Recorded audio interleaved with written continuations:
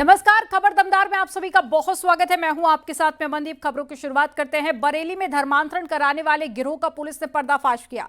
इस गिरोह के तार छांगुर के अलावा पाकिस्तान से भी जुड़ रहे हैं। पुलिस ने मदरसा संचालक अब्दुल मजीद समेत 4 लोगों को गिरफ्तार कर लिया है। खुफिया विभाग और पुलिस के ज्वाइंट ऑपरेशन से पुलिस को कामयाबी मिली है। दावा किया जा रहा है कि गिरोह अब तक कई परिवारों को मुसलमान बना चुका है। थाना भूता इलाके के मदरसा में धर्मांतरण होता था।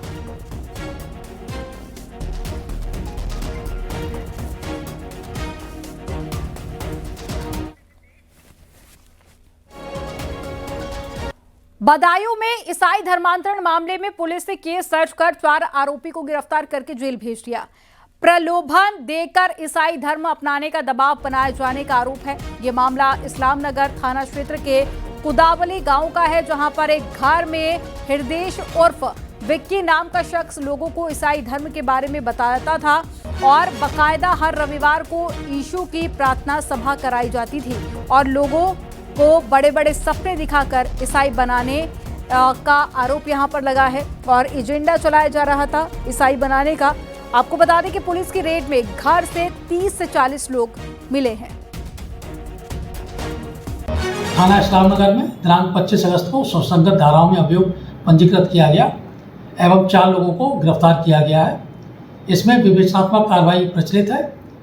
इसमें यदि अन्य किसी और की भी संलिप्तता भविष्य में प्रकाश में आती है तो नियमानुसार उसके विरुद्ध भी वैधानिक कार्रवाई सुनिश्चित की जाएगी। खबर बुलंदशहर से है, जहां पर 500 के नकली नोट बरामद किए गए हैं। पुलिस ने एक आरोपी को पकड़ा है, 2 की तलाश की जा रही है। आरोपी दिल्ली में चलाते थे चाय की दुकान और रिंकू नाम का शख्स मुहैया कराता था नकली करेंसी। आधे रेट पर नकली नोट मुहैया कराने का आरोप लगा है। पुलिस को 11,500 के नकली नोट मिले हैं। थाना खुर्जा देहात पुलिस को ये बड़ी कामयाबी मिली है।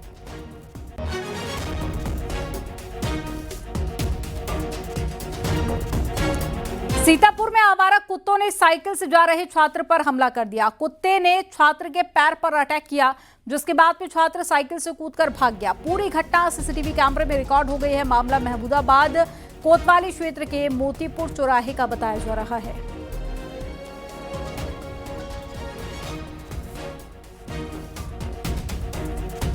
खबर अयोध्या से है, जहां पर 21 अगस्त की रात 3 घरों में हुई चोरी का पुलिस ने खुलासा कर दिया।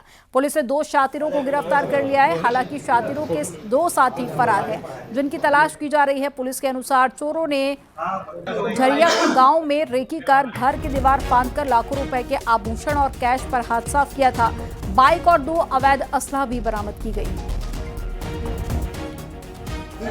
मौके पर कुमारगंज पुलिस द्वारा दबिश दी गई, जहां पर 2 लोगों को गिरफ्तारी करने में पुलिस ने सफलता प्राप्त की तथा 2 लोग अंधेरे का लाभ उठाकर के भागने में सफल रहे। जो गिरफ्तार किए गए अभियुक्त हैं उनका नाम वकील अहमद उर्फ सेनापति पुत्र मंजूर निवासी टौंजा थाना कुमारगंज तथा दूसरा अमित पाल पुत्र राम नरेश निवासी दिलपुर। इन दोनों को गिरफ्तार किया गया है तथा 2 लोग जो भागने में सफल रहे उनका नाम चांद मोहम्मद और बासा पुत्र मंजूर निवासी टौंजा थाना कुमारगंज तथा दूसरे नाजिर हुसैन पुत्र कदीर निवासी मोहम्मदपुर मजरा माहेमऊ थाना भाले सुल्तानपुर जिला अमेठी का है। इटावा के सैफा इलाके में एक शख्स का हाई वोल्टेज ड्रामा देखने को मिला, जहां पर एक मोबाइल टावर पर शख्स चढ़ गया। शख्स के मानसिक तौर से बीमार होने की आशंका जताई जा रही है। टावर से उसे उतारने के लिए पुलिस कोशिश करती हुई नजर आई।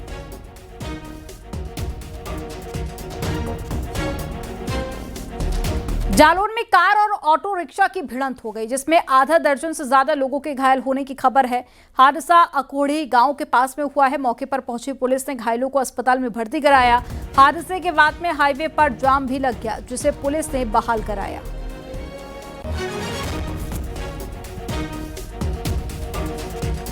पुलिस कमिश्नरेट प्रयागराज की नैनी थाना पुलिस ने 11 साल के बच्चे की हत्या का 48 घंटे के अंदर खुलासा कर दिया। पुलिस के मुताबिक पारिवारिक कलेश की वजह से चचेरे भाई ने मासूम की हत्या की थी और पुलिस ने आरोपी को गिरफ्तार करके जेल भेज दिया है। पुलिस ने अभियुक्त की निशानदेही पर गला घोटने में इस्तेमाल कपड़ा और साइकिल को भी बरामद किया। धाराओं में अभियोग पंजीकृत किया गया था और पोस्टमार्टम और पंचायतनामा की कार्यवाही में मृत्यु का कारण गला दबाने से आया था। तो इस घटना के अनावरण के लिए थाना स्थानीय से 5 टीमों का गठन किया गया था टीम द्वारा सफल प्रयास करते हुए सीसीटीवी का अवलोकन और अन्य तकनीकी माध्यमों का प्रयोग करते हुए यह अनावरण किया गया कि एक व्यक्ति जो है मृतक को अपनी साइकिल पे बैठा के ले जाता हुआ दिखाई दे रहा था और उसकी पहचान कराई गई तो उस व्यक्ति का नाम आदित्य भारतीय के रूप में हुआ और जब आदित्य भारतीय को गिरफ्तार किया गया इसके द्वारा पूरी घटना कार्य स्वीकार किया गया। ग्रेटर नोएडा के निक्की भाटी हत्याकांड का राज्य महिला आयोग ने संज्ञान लिया। महिला आयोग की उपाध्यक्ष अपर्णा यादव ने गौतम बुद्ध नगर के डीएम और सीपी को पत्र लिखा।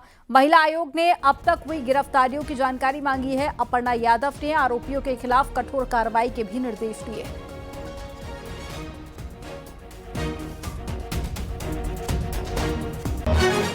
निक्की हत्याकांड का मामला अभी शांत नहीं हो पाया। इस बीच मुरादाबाद से एक ऐसी ही घटना सामने आई है। यहां पर एक शख्स ने अपनी पत्नी के साथ में पहले तो मारपीट की, फिर उसे पंखे से लटका दिया और अब मां की मौत की दिल दिला देने वाली पूरी कहानी 3 साल की मासूम बच्ची ने बताई। मासूम बच्ची का आरोप है कि उसके पिता ने पहले उसकी मां को डंडे से पीटा और फिर पंखे से लटका दिया। वहीं पुलिस का कहना है कि अभी तहरीर नहीं मिली है। ये वारदात मुरादाबाद के बिलारी कोतवाली क्षेत्र के आरीखेड़ा गांव की है। मर गई? किसने मारा? पापा ने। कैसे मारा था? डंडा मारा था। डंडा मारा था? अच्छा। तो मम्मी फिर क्या किया डंडा मार के? अब चले तू पहले तू मत फिर मैं मर जाऊंगा कल को। ऐसे कह रहे थे पापा? हाँ। अच्छा। तो फिर करे पापा कर ना फिर करे तू मैं चल रही ना फिर मम्मी आज करी ना बेटा तू मैं चल रही तू फिर आज गई जो ऊपर देखो बेटा। अच्छा। तो बेटा मम्मी ऊपर पंखे पे टंगी हुई थी क्या? किसने लटकाया? पापा ने। पापा अकेले थे? और कोई भी था? नहीं, अकेले थे पापा? डंडा कमर पे मारो।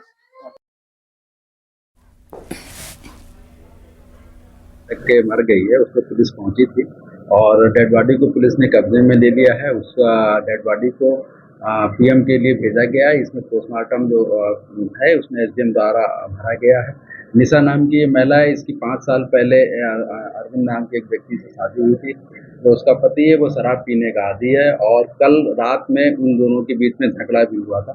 पति ऊपर सो रहा था और ये महिला कमरे में सो रही थी। तो 3 बजे जब पति ने देखा कि वो पंखे से लटकी हुई है, उस पर सूचना करी है, पुलिस गई है, उसको डेड बॉडी को कब्जे में लेके पीएम की कार्रवाई आगे बढ़ी है। इसमें अभी कोई उन्होंने तहरीर नहीं दी है और हम लोग तहरीर का इंतजार कर रहे हैं। जो भी वो तहरीर देंगे उसमें हम लोग FIR पंजीकृत करेंगे और जो साक्ष्य आएंगे उसके आधार पर हम कार्रवाई करेंगे।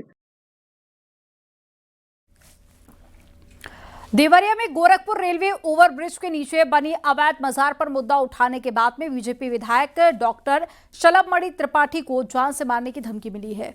दरअसल पिछले दिनों शलभमणि त्रिपाठी ने ओवरब्रिज के दोहरीकरण की मांग उठाई थी और ओवरब्रिज के दोहरीकरण में मजार बाधा बन रही थी। जब जांच की गई तो मजार अवैध पाई गई। सपा सरकार में यहां पर अवैध तरीके से मजार के निर्माण की बात सामने आई है। उसी को लेकर सोशल मीडिया पर शलभमणि त्रिपाठी को धमकी मिली है। विधायक को मिली धमकी के बाद में पुलिस और प्रशासन ने जांच शुरू कर दी है।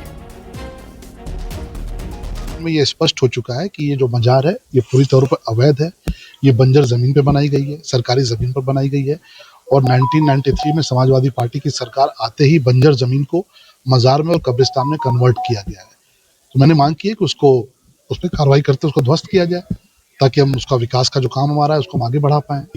किसी व्यक्ति ने सोशल मीडिया पर पोस्ट किया है। हम लोग सनातनी लोग हैं, इस तरह की गीदड़ भभकियों से डरते नहीं हैं। मोदी जी और योगी जी का राज है। कोई दहशतगर्दी का मंसूबा पालेगा, कुत्ते की मौत मारा जाएगा। तो आपके खिलाफ क्या एक्शन लेंगे? सुरक्षा के लिए कुछ आवश्यकता नहीं। उत्तर प्रदेश के देवरिया जनपद में एक बार फिर मजार का जिन उभर कर सामने आया है। सदर विधायक शलभमणि त्रिपाठी ने इसी मजार की शिकायत जब मुख्यमंत्री योगी आदित्यनाथ से की तो उन्हें धमकी मिली, साथ ही योगी आदित्यनाथ को भी धमकी मिली। हालांकि ये बताया जाता है कि 1993 में यह मजार बिना किसी सक्षम अधिकारी के आदेश के बिना बंजर भूमि को मजार और कब्रिस्तान में कन्वर्ट कर दिया गया। जब इस नेशनल हाईवे को और चौड़ीकरण की बात आई तो ये मजार उसमें अड़चन आने लगी, जिसके बाद शिकायत हुई। हालांकि विधायक की सुरक्षा बढ़ा दी गई है, वहीं जिला प्रशासन भी निरीक्षण करने की तैयारी में जुट गया है। देवरिया से न्यूज़ 18 के लिए उमाशंकर भट्ट। मुख्यमंत्री योगी आदित्यनाथ ने लखनऊ में रोजगार महाकुंभ का शुभारंभ किया। 3 दिवसीय रोजगार मेले का आयोजन इंदिरा गांधी प्रतिष्ठान में हो रहा है। श्रम एवं सेवा योजन विभाग की तरफ से आयोजित इस रोजगार महाकुंभ में 50,000 से ज्यादा नौकरियां मिलेंगी। और इस मौके पर सीएम योगी ने अपने संबोधन में बताया कि बीते 8 साल में सभी विभागों में मिलाकर 8.5 लाख युवाओं को सरकारी नौकरी दी गई है।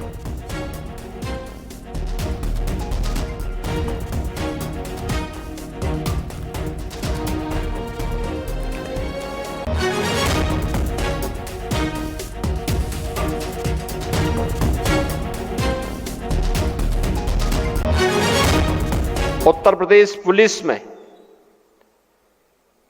अकेले उत्तर प्रदेश पुलिस में 2,19,000 भर्तियां हम लोगों ने की और उत्तर प्रदेश के युवाओं को इसके माध्यम से सरकारी नौकरी दी। अकेले उत्तर प्रदेश के अंदर 1,56,000 शिक्षकों की भर्ती की प्रक्रिया को पूरी पारदर्शिता के साथ संपन्न किया और अलग अलग विभागों की पूरी सूची अगर आप लिख देंगे तो ये संख्या बढ़ करके उसमें शिक्षा है, स्वास्थ्य है, इरिगेशन है, पीडब्ल्यूडी है, कृषि है, विश्वविद्यालय हैं, इन सबको अगर हम जोड़ते हैं तो ये संख्या 8.5 लाख युवाओं को सरकारी नौकरी उपलब्ध करवाने वाला देश के अंदर सबसे बड़े राज्य के रूप में उत्तर प्रदेश की गिनती आती है। इंडिया गठबंधन के उपराष्ट्रपति उम्मीदवार बी सुदर्शन रेड्डी आज लखनऊ दौरे पर थे और लखनऊ एयरपोर्ट पर कांग्रेस नेताओं ने बी सुदर्शन रेड्डी का स्वागत किया। एयरपोर्ट से वो कांग्रेस प्रदेश ऑफिस पहुंचे, वहां भी उनका जोरदार स्वागत किया गया। कांग्रेस ऑफिस में बी सुदर्शन रेड्डी ने सभी नेताओं से मुलाकात की और समर्थन मांगा। कांग्रेस ऑफिस के बाद में वो समाजवादी पार्टी के दफ्तर पहुंचे और वहां पर उन्होंने अखिलेश यादव और सपा सांसदों से मुलाकात की, सपा सांसदों से समर्थन मांगा। इस दौरान अखिलेश यादव ने भी बी सुदर्शन रेड्डी की जीत का दावा किया। विचारधारा को लेकर के लगातार इंडिया गठबंधन हम सबके प्रत्याशी इस न्याय की लड़ाई में इनसे बेहतर विकल्प और क्या हो सकता है। हमें उम्मीद है जो न्याय के पक्षधर हैं वो अपनी अंतर आत्मा की आवाज पर हमारे कैंडिडेट के पक्ष में वोट डालेंगे। बी सुदर्शन रेड्डी को लेकर कांग्रेस नेताओं का बयान आया। कांग्रेस नेता पीएल पुनिया और सांसद इमरान मसूद ने भी जीत का दावा किया। जिस तरह से चुनाव चल रहा है और जिस तरह के हालात बने हुए हैं तो सरकार जो घबराई हुई है वो इसी चीज़ से घबराई हुई है कि राहुल जी ने एक माहौल बना दिया है और वो माहौल बन चुका है। जब चुनाव के नतीजे आएंगे इसके काउंटिंग के बाद तब देखिएगा कि कहाँ से नंबर आया। हम जहाँ हमारे पास है उसके अलावा जो प्रत्याशी हमारे हैं उनके व्यक्तिगत जो प्रतिभा है उसको देखकर किन किन प्रदेशों और प्रदेशों का से जो वोट मिल रहे हैं वो अभी नहीं बताएंगे और वो नतीजे जब आएंगे तब अपने आप पता लग जाएगा। उपराष्ट्रपति चुनाव को लेकर डिप्टी सीएम ब्रजेश पाठक ने सपा मुखिया अखिलेश यादव पर निशाना साधा। डिप्टी सीएम ने कहा कि एनडीए के उपराष्ट्रपति प्रत्याशी का विरोध करने से कोई फायदा नहीं है। समाजवादी पार्टी के मुखिया अखिलेश यादव जी ने जिस ढंग से उपराष्ट्रपति के चुनाव में इंडी गठबंधन प्रत्याशी के समर्थन में बयान दिया है और भारतीय जनता पार्टी के प्रत्याशी के खिलाफ और भारतीय जनता पार्टी पर जो कहा है वो अंतर विरोधों से स्वयं घिरा हुआ है। समाजवादी पार्टी के मुखिया अखिलेश यादव जी को कांग्रेस पार्टी के इतिहास के बारे में दोबारा अध्ययन करना चाहिए। ये वही कांग्रेस पार्टी है जिन्होंने देश में आपातकाल थोप करके पूरे देश को कैद खाने में बदल दिया था और संविधान की धज्जियां उड़ाने का काम किया था। सपा से निष्कासित विधायक पूजा पाल ने एक बार फिर से अखिलेश यादव पर पलटवार किया। पूजा पाल ने कहा कि मैंने अतीक अहमद को माफिया कहा तो क्या गलत कहा? अगर माफिया को माफिया कहना अपराध है तो पीडीए की बेटी पूजा पाल ये अपराध करती रहेगी।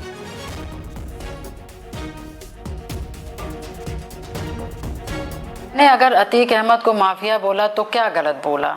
जिसने हजारों लोगों के ऊपर गोलियां बरसाई, जिसने हजारों हत्याएं की, जिसने पता नहीं कितने बहनों के मांग को सूनी किया, पता नहीं कितने माताओं के गोदी को सूनी किया, पता नहीं कितने हजार बच्चों को अनाथ किया, क्या ऐसे अपराधियों को माफिया बोलना क्या गलत है?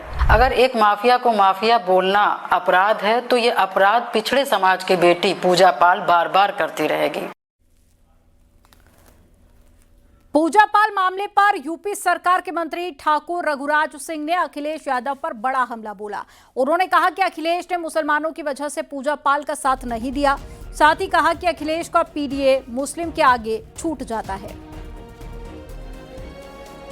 पूजा पाल ने बिल्कुल सही कहा। उनके पति को भी सपा के लोगों ने मारा है और उन्होंने इसलिए सही कहा, चिट्ठी भी लिखी है, इसलिए लिखी है कि सपा में ही गुंडे, बदमाश, चोर, डकैत, 420 सब तरह के लोग मिलेंगे आपको सपा के अंदर, तो इसलिए उनको जान माल का खतरा है। बात सही है, इसमें कोई शक नहीं है। और उनके पति को मारने वाले भी सपा ही थे, अतीक अहमद एंड कंपनी थी। तो इसलिए आज पीडीए हल्ला मचा रहे हैं, तो वो तो आते पीडीए में आती हैं पूजा पाल। तो अब पूजा पाल उनको पीडीए नहीं दिख रही, वो क्या सवर्ण है? सवर्ण कोई आ जाए उनके पास तो घिसना चाहते हैं, पीसना चाहते हैं, लेकिन अब वो तो पीडीए की मेंबर है भाई, और आते पीडीए हैं। ये मैं मानिए पाल समाज तो बेचारा पिछड़ा, बहुत अति पिछड़ा, इनकी समाज से भी बहुत अति पिछड़ा, 100% अति पिछड़ा समाज है। उसके साथ तो आपको क्या लग रहा है कि पूजा पाल का अखिलेश यादव ने साथ क्यों नहीं दिया? इसलिए नहीं दिया, केवल उनको मुसलमान वोट चाहिए। मुसलमान वोट के आधारित वो राजनीति करते हैं। उनके साथ देखिए आदरणीय उनकी पत्नी को भी नंगी कह दिया एक मौलवी ने, जबकि मैंने जवाब दिया, उनके किसी प्रवक्ता ने भी जवाब नहीं दिया, डर की वजह से कि वोट न कट जाए। और ऐसी स्थिति में हमारी तो माँ सीता ने भी साड़ी ब्लाउज पहना, हमारी माँ पार्वती ने भी साड़ी ब्लाउज पहना है, तो हमारे सब देवी देवताओं ने पहना, हमारे यहाँ तो सम्मानित पहना हुआ है, और वहां नंगी कह देना और जरा भी उन्होंने कोई जवाब नहीं दिया, कितनी बड़ी बात है ये। मुख्यमंत्री योगी आदित्यनाथ के सफल मिशन के बाद में अंतरिक्ष यात्री शुभांशु शुक्ला अपने पत्नी और बेटे के साथ में आज सीएमएस स्कूल की अलीगंज ब्रांच पहुंचे। सीएमएस अलीगंज से शुभांशु शुक्ला ने 12वीं तक पढ़ाई की थी और स्कूल पहुंचने पर शुभांशु शुक्ला का जोरदार स्वागत हुआ। शुभांशु के स्वागत और सम्मान में स्कूली बच्चों ने सांस्कृतिक कार्यक्रम प्रस्तुत किए और यही नहीं, स्कूल के कुछ टीचर्स भी ढोल बजने पर भांगड़ा करते हुए नजर आए।